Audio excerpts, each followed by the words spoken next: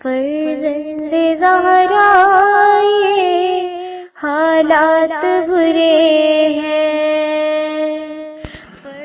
کاشانۂ بصیرت ایک ایسا مکمل یوٹیوب چینل جس پر محروم بصارت کے لیے بالخصوص اور تمام افراد کے لیے بالعموم سینکڑوں کی تعداد میں اسلامی کتب دستیاب ہیں۔ لہذا گزارش ہے کہ آپ اپنی ذمہ داری نبھاتے ہوئے کاشانۂ بصیرت کو سبسکرائب کرنے کے ساتھ ساتھ بیل آئیکن کو پریس کیجئے تاکہ آپ علم کے حصول کے ساتھ ساتھ مذہب اہل بیت کی اشاعت میں بھی اہم کردار ادا کرتے رہیں۔ کاشانۂ بصیرت، کاشانۂ بصیرت، کاشانۂ بصیرت۔ فرزند زہرا یہ حالات برے ہیں۔ بسم اللہ الرحمن الرحیم۔ السلام علیکم سامعین، کاشانۂ بصیرت کا یوٹیوب چینل اور جس کتاب کو ہم مل کر پڑھ رہے ہیں شرح نہج البلاغہ کلام امیر المومنین علی علیہ السلام جلد سوم، اور یہ ہے ریڈنگ کا پارٹ نمبر 12، اور یہاں پر ہم پڑھنے جا رہے ہیں خطبہ نمبر 70۔ اور اس خطبے کو آغاز کرنے سے پہلے اس کے بارے میں کچھ معلومات لکھی ہیں وہ ہم مل کر پڑھ لیتے ہیں۔ لکھا ہے کہ اس کلام کو بہت سے لوگوں نے سید رضی رحمۃ اللہ سے پہلے کوشش کر کے نقل کیا ہے۔ ان میں سے ایک ابن سعد ہیں، سین عین دال، جنہوں نے کتاب طبقات میں، ابو الفرج اصفہانی نے کتاب مقاتل الطالبین میں، ابن عبد ربا نے کتاب عقد الفرید میں، اور ابن قتیبہ نے کتاب الامامت والسیاست میں، اور مرحوم سید مرتضیٰ نے کتاب الغرور الدرر میں، شیخ مفید نے کتاب ارشاد میں نقل کیا ہے۔ حوالہ ہے مصادر نہج البلاغہ جلد نمبر 2 صفحہ نمبر 64۔ اور اب آئیے دیکھتے ہیں کہ اس خطبے میں کیا کچھ موجود ہے۔ سب سے پہلے یہاں لکھا ہے کہ اس سحر کے ہنگام میں کہ جب آپ علیہ السلام کے سر اقدس پر ضرب لگائی گئی تھی، تو یہ خطبہ اس سحر کے ہنگام میں دیا گیا۔ اچھا، یہ میں بتا دوں کہ خطبے کی عربی کے کہاں سے شروع ہو کے اور کہاں پہ ختم ہو رہا ہے۔ تو یہ شروع ہو رہا ہے ملکتنی عینی وانا جالسن، اور ختم ہو رہا ہے کہ بی شرن لہم منی، یہاں پہ یہ ختم ہوتا ہے۔ اور اب اس کا ہم ترجمہ پڑھیں گے انورٹڈ کاما میں کہ ابھی میں بیٹھا ہوا تھا کہ اچانک آنکھ لگ گئی اور ایسا محسوس ہوا کہ رسول اکرم صلی اللہ علیہ وآلہ وسلم سامنے تشریف فرما ہے، اور میں نے عرض کی کہ میں نے آپ کی امت سے بے پناہ کجروی اور دشمنی کا مشاہدہ کیا ہے۔ فرمایا کہ بد دعا کرو، تو میں نے یہ دعا کی کہ خدایا مجھے ان سے بہتر قوم دے دے اور انہیں میرے بدلے بدتر رہنما دے دے۔ یہاں پر یہ انورٹڈ کاما لکھا ہے، تو یعنی کہ یہ بات ختم ہوئی۔ اب اس کی شرح اور تفسیر پڑھتے ہیں۔ اس میں ہیڈنگ ہے کہ میں نے رسول خدا صلی اللہ علیہ وآلہ وسلم کو خواب میں دیکھا۔ آئیے مزید اب اس میں جانتے ہیں۔ لکھا ہے محمد بن حبیب بغدادی، کتاب المختالین، الف لام میم غین تے الف لام یہ نون، بریکٹ میں لکھا ہے کہ غلو کرنے والے، المختالین میں ابو عبد الرحمن سلمہ سے نقل کرتے ہیں کہ جس وقت امیر المومنین علیہ السلام بستر شہادت پر لیٹے ہوئے تھے، میں ان کی عیادت کو گیا تو مجھ سے فرمایا کہ میرے نزدیک آؤ۔ تو گویا امام علیہ السلام چاہتے تھے کہ ان کی آواز دوسرے بھی سنیں، تو یعنی یہاں پہ لکھا ہے نہیں چاہتے تھے، جی، تو گویا کہ امام علیہ السلام نہیں چاہتے تھے کہ ان کی آواز دوسرے بھی سنیں۔ اس وقت عورتیں بلند آواز سے رو رہی تھیں۔ میں امام علیہ السلام کے قریب ہوا تو آپ علیہ السلام نے فرمایا کہ انورٹڈ کاما میں کہ کل رات میں اپنے گھر والوں کو جگانا چاہتا تھا کہ میری آنکھ لگ گئی اور میں سو گیا جبکہ میں بیٹھا ہوا تھا۔ پھر لکھا ہے کہ اس کے بعد جو خواب انہوں نے دیکھا تھا وہ مجھ سے بیان فرمایا۔ بہرحال امام علیہ السلام کی یہ گفتگو مسلمان گروہوں کی طرف سے مختلف مواقع پر حضرت علیہ السلام کی مخالفت اور دل آزاری پر سخت ناراضگی کی طرف اشارہ کرتی ہے، اور ایسا پہلی بار نہیں ہوا کہ امام علیہ السلام نے لوگوں کی شکایت کی ہو، بلکہ نہج البلاغہ کے کئی خطبوں میں اس قسم کی عبارات اور مفاہیم پائے جاتے ہیں۔ ان تمام باتوں کا محور آپ علیہ السلام کے اصحاب ہیں۔ سامعین معاف معذرت چاہتی ہوں، آج تھوڑا سا گلا خراب ہے، کہ اصحاب ہیں جنہوں نے نہ آپ علیہ السلام کے مقام و منزلت کو پہچانا اور نہ حرمت کا پاس کیا، بلکہ طرح طرح کی اذیت و آزار دینے میں کوئی کسر نہیں چھوڑی۔ امام علیہ السلام گفتگو کے شروع میں فرماتے ہیں کہ ملکتنی، یعنی کہ میری آنکھ لگ گئی جب کہ میں بیٹھا ہوا تھا۔ تو مذکورہ جملے میں یعنی کہ جب کہا ہے کہ میری آنکھ میری مالک بن کر مجھ پر مسلط ہو گئی، یعنی ملکتنی عینی، اس کے بعد لکھا ہے بریکٹ میں کہ میری آنکھ میری مالک بن کر مجھ پر مسلط ہو گئی، بریکٹ کلوز ہو گیا، اور پھر لکھا ہے کہ یہ نیند کے لیے کنایا ہے، کیونکہ جسم کے حصوں میں سب سے پہلے آنکھ سے نیند ظاہر ہوتی ہے، اس وجہ سے مفہوم سمجھانے کے لیے اسے کنائے کے طور پر استعمال کیا جاتا ہے۔ خواب کو آگے بڑھاتے ہوئے مولا نے فرمایا کہ خواب میں رسول خدا صلی اللہ علیہ وآلہ وسلم کو میں نے دیکھا تو میں نے عرض کی کہ اے اللہ کے رسول صلی اللہ علیہ وآلہ وسلم، میں نے آپ کی امت کی کیسی کیسی دشمنیاں اور منافقانہ رویے دیکھے۔ یہاں پر انورٹڈ کاما کلوز ہوا، پھر لکھا ہے شاید تاریخ کے طویل دور میں اولیاء اللہ میں سے کوئی اللہ کا منتخب کردہ ایسا ہو جس کی حکومت کی مدت مختصر اور لوگوں کی سب سے زیادہ مخالفت، نافرمانی، دشمنی اور ہر طرح سے ستانے والوں سے سامنا ہوا ہو، اور آپ علیہ السلام کی 25 سال کی طویل گوشہ نشینی، مختصر مدت حکومت کے دوران بھی یہ لوگ ہمیشہ آپ علیہ السلام کے کاموں اور کلام کی مخالفت کرتے رہے، اور ہر روز ایک نیا فتنہ کھڑا کر کے امام علیہ السلام کی دل آزاری اور ستانے کے بہانے ڈھونڈتے تھے، کیونکہ خلفاء بالخصوص تیسرے خلیفہ کے ایجاد کردہ انحرافات من جملہ بیت المال اور حکومتی اہم عہدے نااہل افراد کے ہاتھوں میں دینے کی انہوں نے عادت ڈال دی تھی، جبکہ امام علیہ السلام اسلام اور سیرت پیغمبر اکرم صلی اللہ علیہ وآلہ وسلم اور عدل و انصاف کے مطابق حکومتی عہدوں پر عادل لوگوں کو لانا چاہتے تھے، لیکن یہ شفا دینے والی دوائی ان کے لیے کڑوی ثابت ہوئی، یہاں تک کہ قریب ترین افراد بھی اس چیز کو برداشت نہ کر سکے۔ لہٰذا کہا جا سکتا ہے کہ امام علیہ السلام کی حکومت ایک سے بڑھ کر ایک خطرناک طوفانوں، تلخ حقیقتوں اور حادثات میں گھری ہوئی تھی۔ اس بنا پر یہ کہنا بے جا نہ ہوگا کہ امام علیہ السلام کا دور حکومت پے در پے طوفانوں اور حوادث کا شکار رہا، اور اسی بنا پر یہ تعجب انگیز بات نہیں ہے کہ وہ امام علیہ السلام جو انتہائی کٹھن مراحل پر صبر، کمر توڑ مصیبتوں پر حوصلے اور ہمت سے کام لے کر لان تان اور دشمنی کی سخت ہڈیوں کو گلے میں برداشت کرتا رہا، وہ ہستی خواب کی حالت میں پیغمبر اکرم صلی اللہ علیہ وآلہ وسلم سے ان کی امت کی شکایت کرتی ہوئی نظر آتی ہے۔ ہمیں دیکھنا یہ ہے کہ خواب کی حالت میں امام علیہ السلام کی امت محمدی صلی اللہ علیہ وآلہ وسلم کی نسبت شکایت کے جواب میں رسول اکرم صلی اللہ علیہ وآلہ وسلم نے کیا ارشاد فرمایا۔ تو لکھا ہے کہ آپ صلی اللہ علیہ وآلہ وسلم نے فرمایا کہ تم ان کے لیے بد دعا کرو۔ تو امام فرماتے ہیں کہ میں نے عرض کیا کہ خداوند متعال ان سے بہتر لوگوں کو مجھے عطا فرما اور میرے بدلے ایک برے آدمی کو ان پر مسلط کر دے۔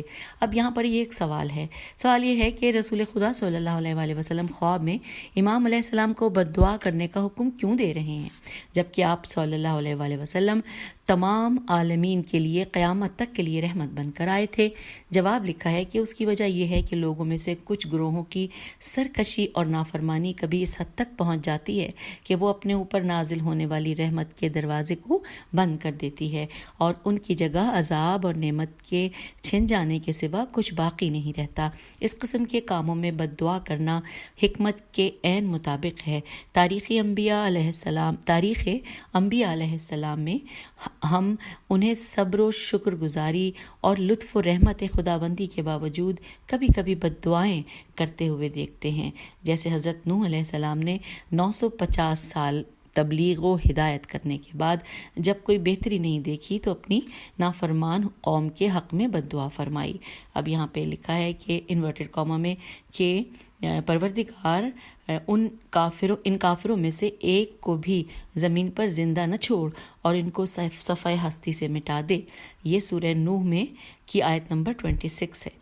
پھر لکھا ہے کہ ان کی دعا قبول ہوئی اور طوفان نے آ کر سب کو غرق کر دیا۔ بہرحال قابل توجہ نکتہ یہ ہے کہ امام علیہ السلام اپنے اصحاب اور دوستوں کو لوگوں کے ساتھ ہمیشہ نرمی کرنے، ماتحتوں کے ساتھ مہربانی کرنے کے لیے تاکید فرماتے ہیں، اور اپنی فوج کے سپہ سالار مالک اشتر رضی اللہ کے نام لکھے گئے مشہور حاکم نامے میں مصر کے تمام لوگوں، چاہے وہ کافر ہوں یا مسلمان، ہر ایک کے ساتھ پیار و محبت سے پیش آنے کی تاکید فرماتے ہیں۔ اس دستور نامے میں آپ علیہ السلام نے فرمایا انورٹڈ کاما کہ یہ لوگ یا تو تمہارے مذہبی بھائی ہیں یا تم جیسے انسان ہیں، انورٹڈ کاما کلوز۔ تمہیں دیکھنا چاہیے کہ لوگوں پر کہاں تک ظلم و زیادتی کر سکتے ہو کہ تم ان لوگوں کی بد دعاؤں کو برداشت کر سکو، یعنی تم لوگوں پر اتنا ظلم کرو کہ ان کی بد دعاؤں کی تیز دھار بھی سہ سکو۔ لیکن یہاں پر امام علیہ السلام کا رسول خدا صلی اللہ علیہ وآلہ وسلم کی نسبت ادب و احترام قابل غور ہے کہ رسول اکرم صلی اللہ علیہ وآلہ وسلم کی اجازت سے پہلے آپ علیہ السلام نے امت محمدی صلی اللہ علیہ وآلہ وسلم کے لیے بد دعا نہ کی۔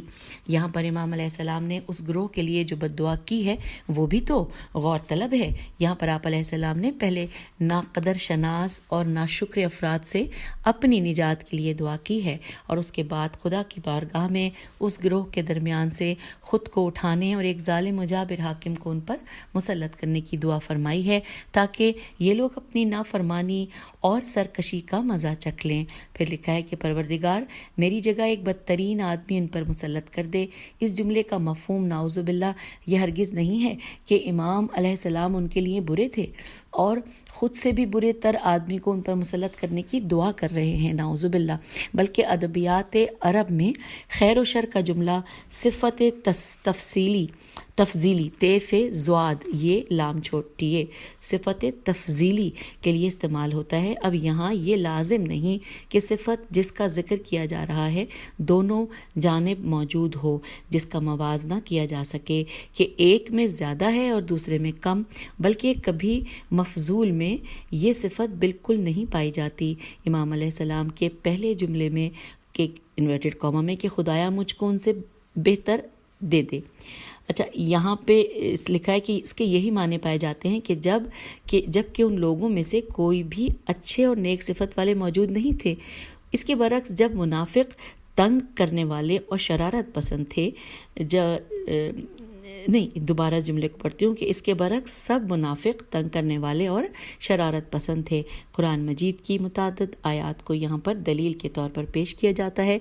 ان میں سے ایک یہ ہے، سب سے پہلے لکھی ہے کہ جو سورہ فرقان کی آیت نمبر 15 ہے، ہم ترجمہ پڑھتے ہیں کہ کیا دوزخ اور ان دوزخیوں پر ہونے والا عذاب بہتر ہے یا ہمیشہ رہنے والی بہشت؟ پھر اس کے بعد سورہ صافات کی آیت نمبر 62 میں وارد ہوا ہے کہ کیا بہشت کی ہمیشہ رہنے والی نعمتیں بہتر ہیں یا جہنم کے گڑھے سے نکلا ہوا درخت؟ پھر اس کے بعد لکھا ہے کہ یہ وہ درخت ہے جو جہنم کے گہرے گڑھے سے نکلتا ہے۔ یہ روحانی بھید اور راز اس وقت کھلا کہ جب امام علیہ السلام کی دعا قبول ہوئی۔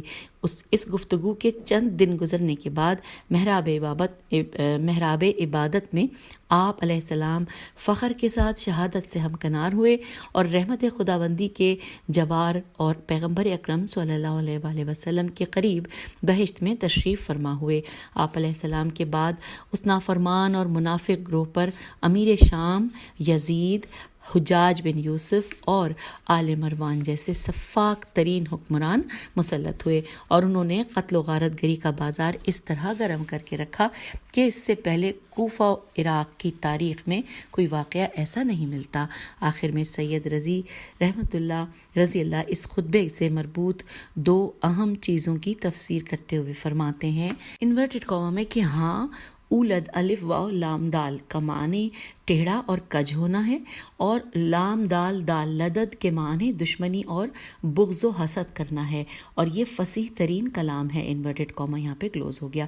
پھر لکھا ہے ممکن ہے کہ سید رضی کی گفتگو اس جانب اشارہ ہو کہ اس مختصر جملے کے جس میں وسیع مفاہیم اور ظرافتیں چھپی ہوئی ہوں، کیونکہ اود اصل میں کسی الف واو دال اود اصل میں کسی بھاری چیز کے بوجھ کی وجہ سے جھکنے کے معنی میں آیا ہے، اور لدد لام دال دال کسی کے خلاف اس کے حاسد اور بغض و کدورت رکھنے والوں کی طرف سے سخت دشمنی کی طرف اشارہ ہے۔ حقیقت میں مسلمانوں میں سے کچھ احمق اور ناسمجھ لوگوں نے غموں، اندوہ اور مشکلات کے بوجھ کو امام علیہ السلام کے کندھوں پر ڈال دیا تھا۔ یہ بوجھ ایسا تھا جو کسی بھی طاقتور انسان کی کمر توڑ دیتا ہے، اور ان احمقوں کے دوسرے گروہ نے بغض و عداوت اور دشمنی کی حد کر دی تھی، کیونکہ امام علیہ السلام نے ان کی خواہشات نفسانی کے مطابق کام نہیں کیا، اور انہوں نے امام علیہ السلام کے لیے عدل و انصاف کی راہ میں مشکلات کے انبار لگا دیے۔ ان دونوں گروہوں کا امام علیہ السلام کو تکلیف اور اذیت پہنچانے کا سلسلہ یہاں تک آ گیا کہ امام علیہ السلام خدا سے دعا اور تمنا کرتے تھے کہ خدا بندہ مجھے ان جاہلوں کے درمیان سے اٹھا لے اور سچوں، شہداء اور اپنے اولیاء کے جوار میں جگہ عنایت فرما دے۔ اب سامعین، ہم جا رہے ہیں نکات پڑھنے۔ نکات میں سب سے پہلے لکھا ہے نمبر 1 یاران علی علیہ السلام۔ لکھا ہے کہ اس میں کوئی تردید نہیں کہ یاران امیر المومنین علیہ السلام کے 3 گروہ تھے۔ پہلا گروہ سچے مومن، مخلص، فداکار اور جان ہتھیلی پر رکھ کر شمع امامت کے گرد پروانہ وار چکر لگانے والے تھے۔ ان کی آنکھیں حکم کی منتظر اور کان فرمان علی علیہ السلام سننے کے لیے بےتاب رہتے تھے۔ مثال کے طور پر ان میں مالک اشتر، عمار یاسر رضی اللہ،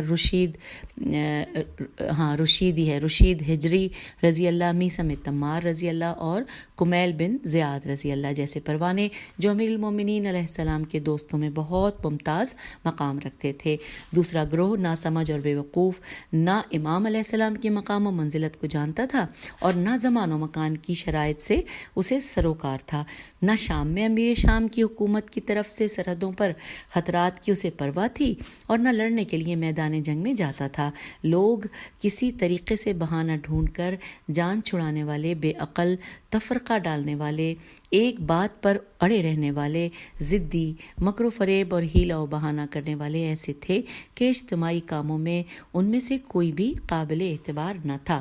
تیسرا گروہ زیادہ کم ظرف تھا اور لوگ ظلم و ناانصافی کے ذریعے حضرت خلیفہ ثالث کے زمانے میں مسلمانوں کے اموال لوٹتے تھے۔ اب امام علیہ السلام سے بھی وہ یہی چاہتے تھے۔ مقام و مال و دولت کے علاوہ یہ گروہ کوئی بات سننے کے لیے تیار ہی نہ تھا۔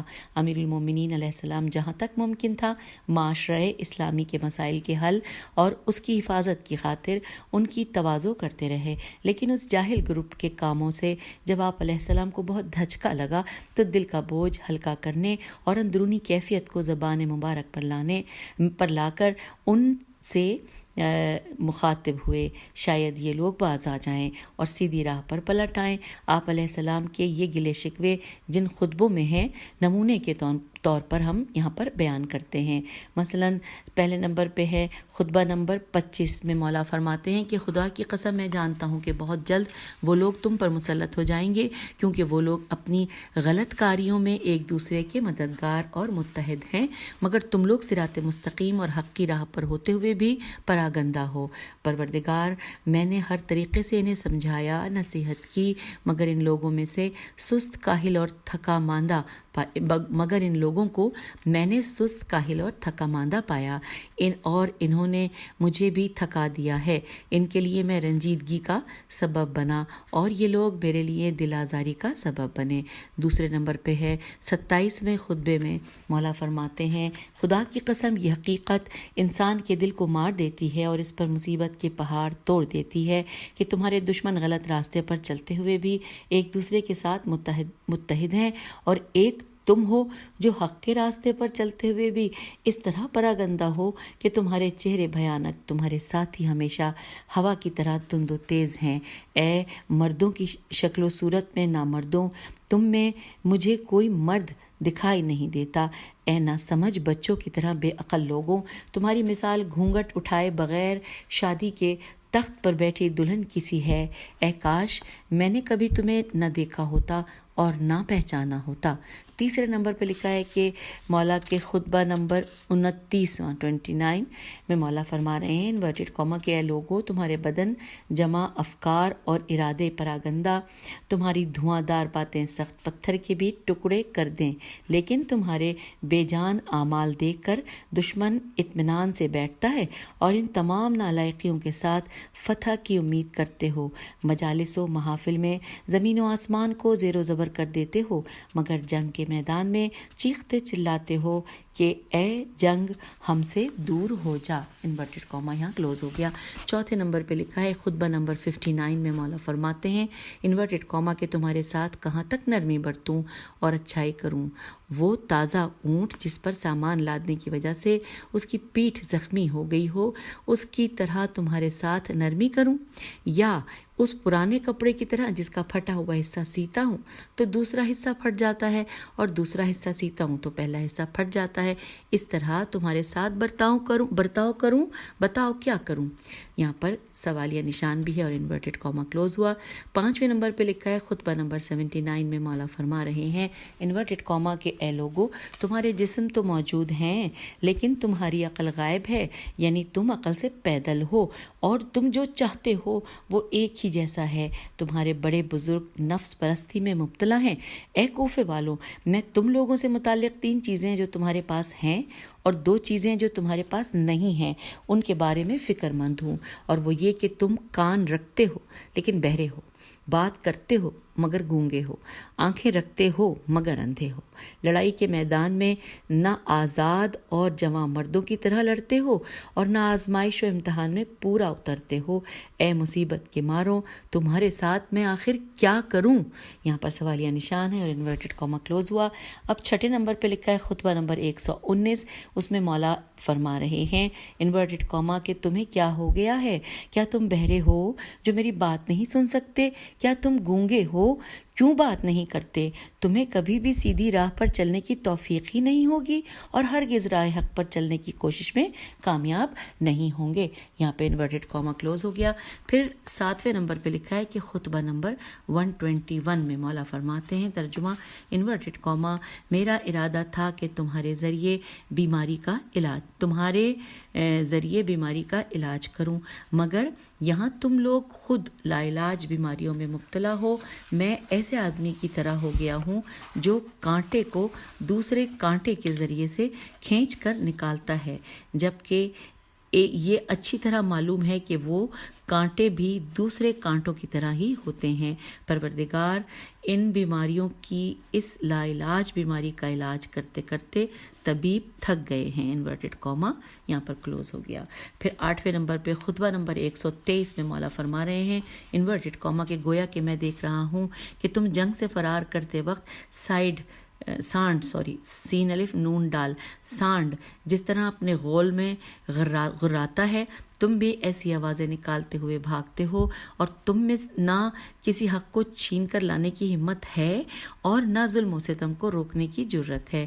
9ویں نمبر پہ مولا کا خطبہ نمبر 125 پہ مولا فرما رہے ہیں انورٹڈ کاما میں کہ افسوس ہے تم لوگوں پر کہ تم لوگوں نے مجھے کن کن مصیبتوں اور عذاب میں مبتلا کر دیا کہ ایک دن میں تم سے بلند آواز میں بات کرتا ہوں تو دوسرے دن نہایت خاموشی اور رازداری سے اور سرگوشی میں سمجھاتا ہوں، لیکن آزاد مردوں میں سے کسی سچے انسان نے مجھے فریاد کرتے ہوئے نہیں دیکھا اور نہ اطمینان سے بیٹھے ہوئے لوگوں نے خاموشی سے بات کرتے وقت میری سرگوشی سنی۔ انورٹڈ کاما یہاں کلوز ہو گیا۔